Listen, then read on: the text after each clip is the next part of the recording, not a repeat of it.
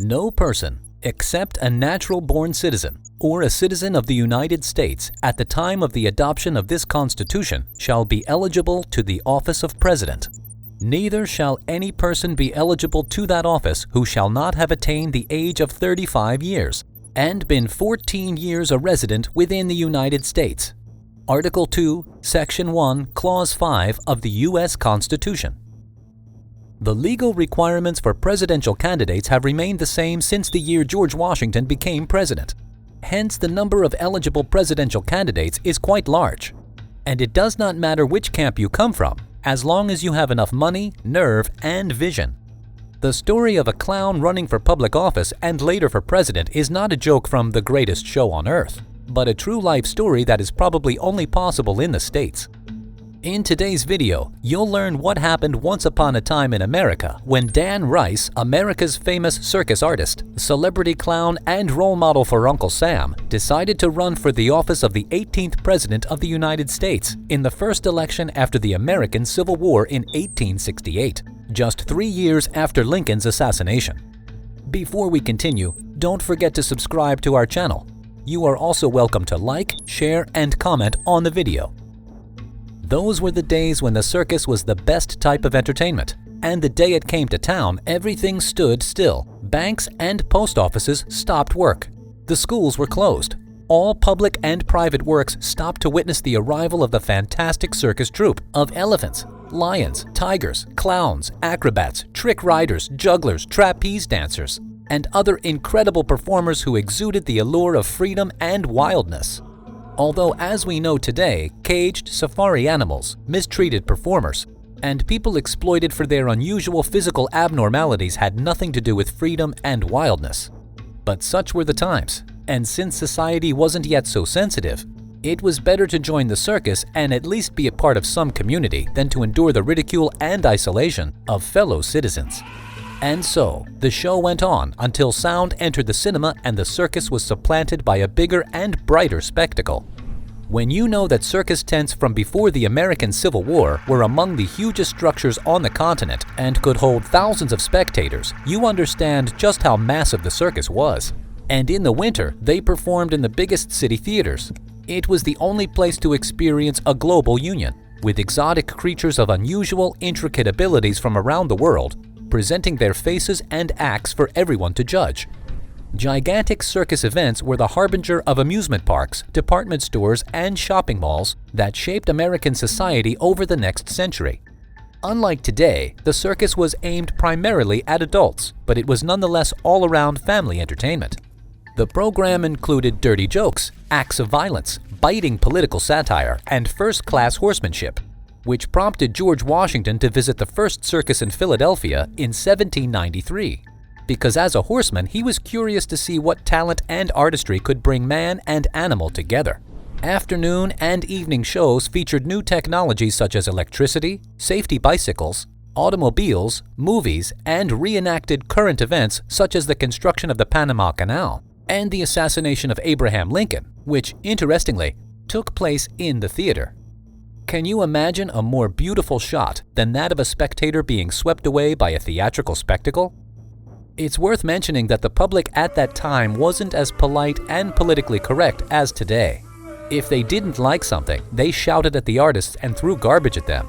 During the Astor Place riot of 1849, audience members argued over the merits of performances by Shakespearean actors William Macready and Edwin Forrest, killing more than 20 people. I bet they were scared to death of the theater in those times.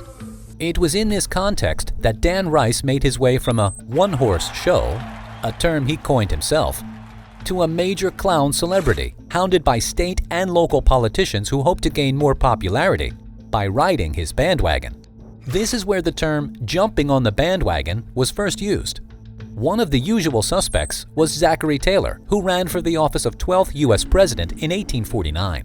Rice produced and directed his witty and complex shows that earned him $1,000 a week at the height of his career in the 1850s, which would be about $33,360 a week today. That was twice what President Lincoln earned, and they were good friends. The press called Rice the president's court jester. Among the admirers of Dan's talent for show business were the great writers Mark Twain and Walt Whitman, who regularly attended his performances. Whitman wrote, "A circus performer is the other half of a college professor. The perfect man has more than the professor's brains and a good part of the performer's legs." With his ingenious mix of improvisations, old and new jokes, sexual innuendos, comic and sentimental songs, clever parodies of Shakespeare, and satirical jokes about current events, he called himself the Great American Humorist.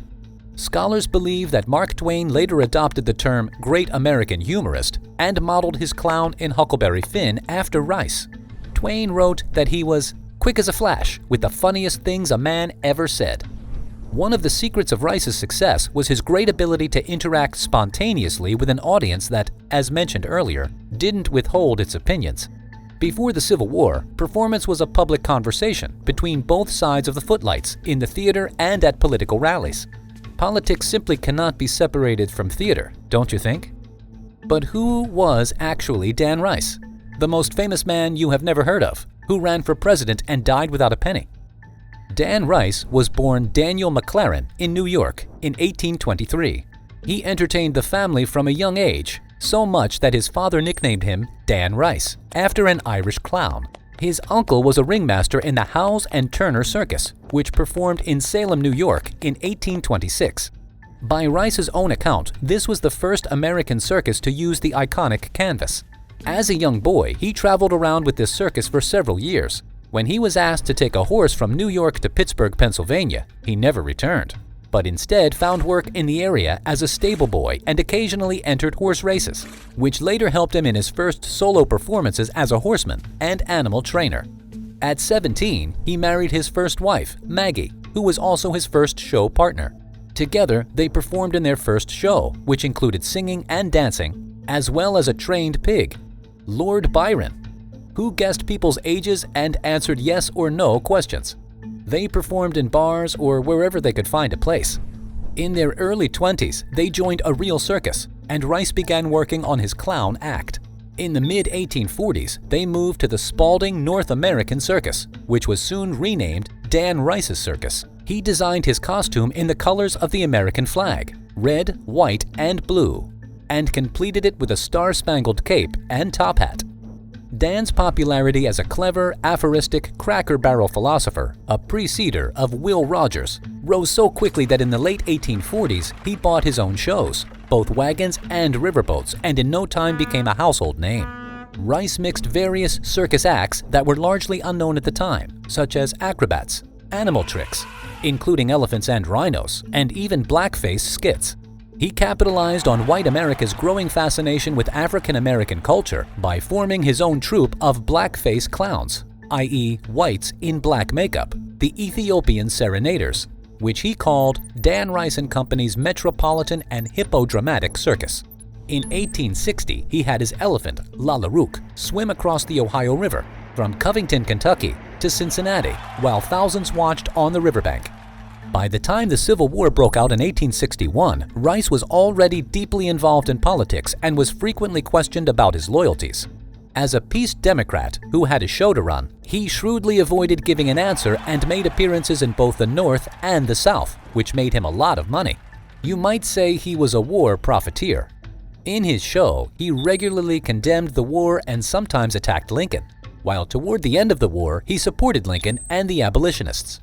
In 1864, Rice was elected as the Democratic candidate for the state Senate, receiving 40% of the vote in the district, while the presidential candidate, General George McClellan, received only 36% of the vote. As an independent, however, he was unable to clinch the Democratic nomination.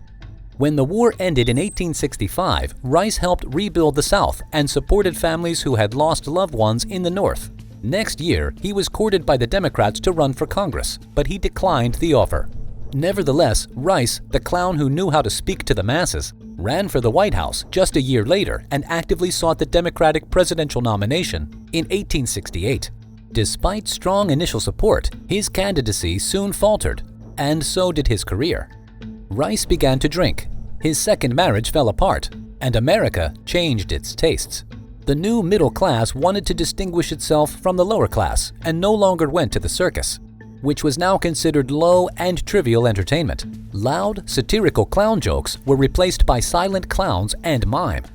Rice tried to strike a chord by renaming his circus Dan Rice's Great Show, but it didn't help. His wealth dwindled, and alcohol consumption increased. In 1891, he went on tour with his last circus, Dan Rice's big one-ring show. He caught a cold. The tent collapsed in the wind, and the show ended. Rice contracted Bright's disease, a kidney ailment, and in his final months, his first wife Maggie returned to care for him. He died in 1900, just as the new century of new forms of entertainment was dawning. If you liked our video, share it with your friends and leave a comment. For more great stuff, subscribe to our channel.